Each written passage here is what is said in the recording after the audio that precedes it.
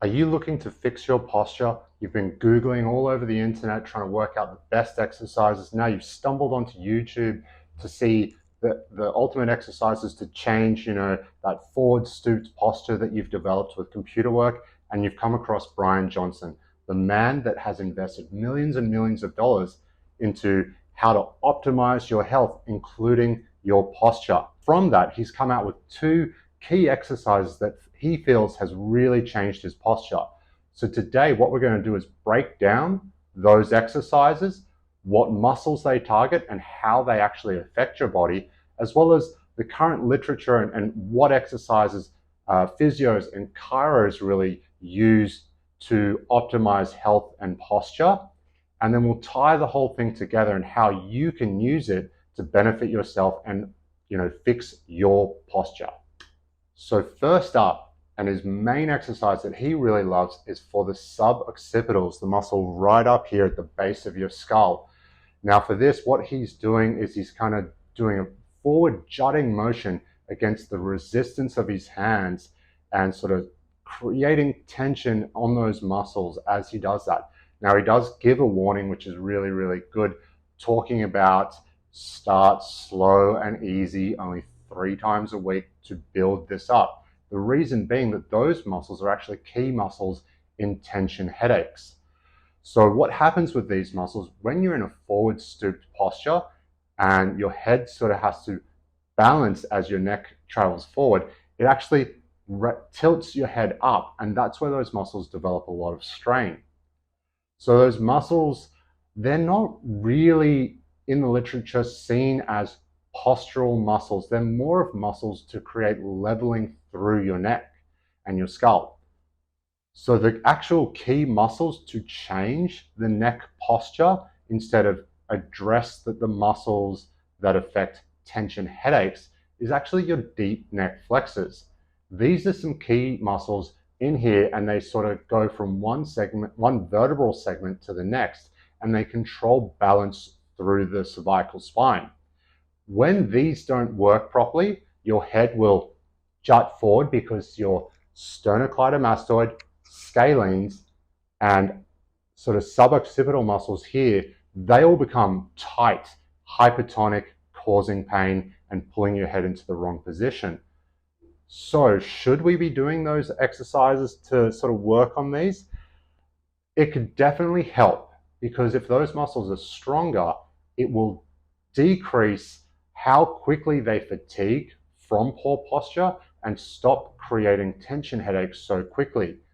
Will they ultimately fix your forward head carriage position? No. So what you do want to do is work on the deep neck flexors. So to do that, you're going to be doing chin tuck exercises. And here, I'm going to show you 3 levels that you'll do every 2 weeks. You'll progress. So the first one I'm showing you is the seated chin tuck. So sitting upright, and you're just going to basically make a double chin. Hold for 1 second, and then go back to neutral. You don't want to overextend, but just coming back to neutral. Coming back in and out. And you'll do that for 3 sets of 10 every day. The good thing with this exercise is it actually stretches your suboccipitals. So any tension that you have created up in the base of the skull, it'll stretch that while also strengthening the deep neck flexors. The second exercise that you're going to do for this is still, again, working those deep neck flexors, but we're going to do it in what we call the quadruped position. So hands and knees, and then again, repeating the chin tuck movement, but this time it's against gravity. Again, we're going to do this 3 sets of 10, and being careful not to overextend and use the suboccipitals, which is actually very counterintuitive to what Bryan Johnson said. Once you've done that for another 2 weeks, we're going to move on into the supine chin tuck, and this is much more advanced, so you want to make sure you don't rush through these exercises.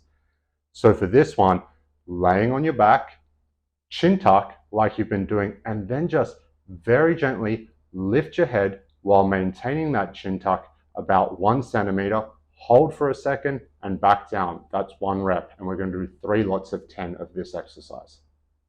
Now, the next muscle that Bryan Johnson really focuses on is the levator scapula.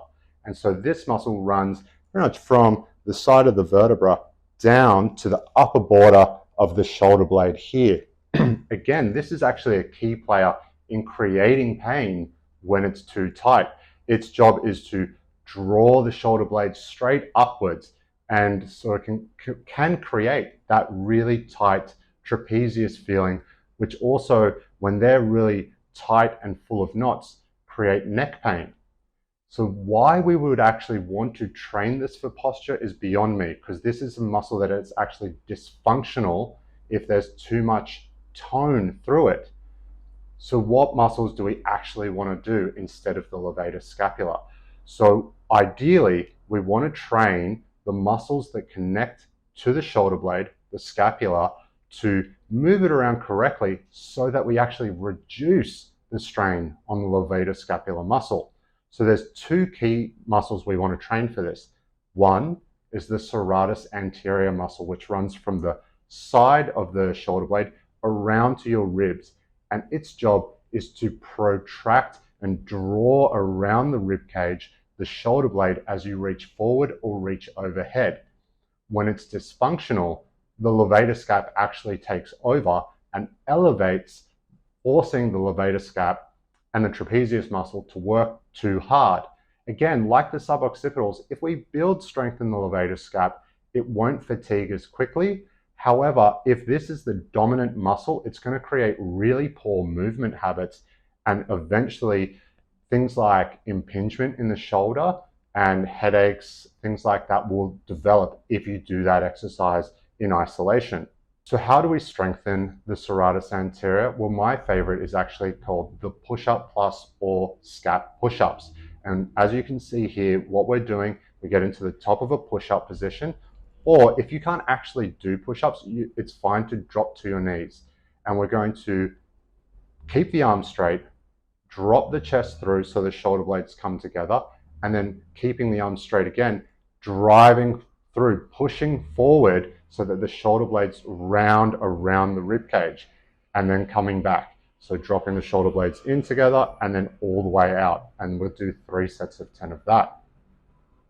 Now the next muscle we want to train is actually the middle and lower traps. So this is in between the shoulder blades and below the shoulder blades, because the traps actually goes from the top of the shoulder down to below the shoulder blades, and it can help lower the shoulder blades so they're not up around your ears and creating that tension all day that you can feel when maybe you're sitting at the computer for too long. So to do that, we do the first 2 parts of what's called the YTWL, predominantly the Y and the T portion. So you can use just your body weight, or you can use 1 kilo dumbbells, but I wouldn't go too much heavier, because once you go heavier than that, then you will start recruiting the bigger muscles and you won't utilize the middle and lower traps as much. Lay on an inclined bench as I'm showing you here, straight arms, thumbs up. That's really crucial to keep the thumbs up. And you're going to do 10 reps in a big capital Y, like you can see here, and then 10 reps in a big sort of T shape or a cross shape, as you can see here. And then you're going to repeat that 3 times with a rest of about a minute between each time, because this can fatigue those muscles quite a bit. So even though we go through those exercises and we kind of debunk them and maybe they're not the right ones for you, why has Bryan got such great posture? Well, he's also a millionaire. He doesn't need to work at a computer all day long. He has incredible health habits. He trains and moves his body every single day. So he's not looking at social media like you are all day, or, working at an Excel spreadsheet either. He gets to move. He's one of the lucky ones. He's done his time and now he gets to look after his health. So he doesn't put the same stresses on his body that you are. So is the levator scap exercise and the suboccipital exercise bad for everyone? No, it's probably fine for him, but his lifestyle is so different to ours that it's probably not suitable for us. So what you want to do, if you want to fix your posture, train the muscles that control your shoulder blade, the middle lower traps, as well as the serratus anterior, and then work on your deep neck flexors. A combination of all of this is going to change your posture, get your shoulders into the right position, stop your head sort of jutting forward, creating those tension headaches, and you should see massive changes with that. If you've got any questions around what I've sort of said today, feel free to comment below because I love answering your questions. And if you've enjoyed this video, make sure you hit that subscribe button because that helps me support and grow this channel to give you guys more content. See you next time.